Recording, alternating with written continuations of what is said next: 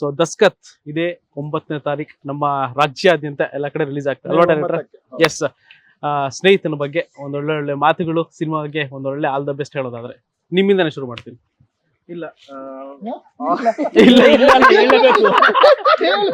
ಬಿಡಲ್ಲ.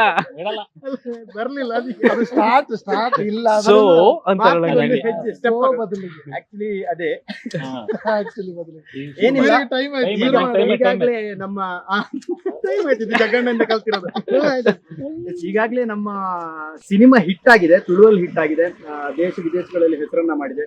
ಈಗ ನಮ್ಮ ಕರ್ನಾಟಕದಲ್ಲಿ ಎಲ್ಲ ಮನೆಗೂ ರೀಚ್ ಆಗುವಂತ ಕೆಲಸವನ್ನು ಈಗ ಶುರು ಮಾಡಿದ್ದಾರೆ. 9ನೇ ತಾರೀಕು ರಿಲೀಸ್ ಆಗ್ತಿದೆ. ಇಲ್ಲೂ ಕೂಡ ನಿಮ್ಗೆ 100% ಸಕ್ಸಸ್ ಸಿಕ್ಕೇ ಅನ್ನೋ ನಂಬಿಕೆ ಕೂಡ ನಮಗಿದೆ.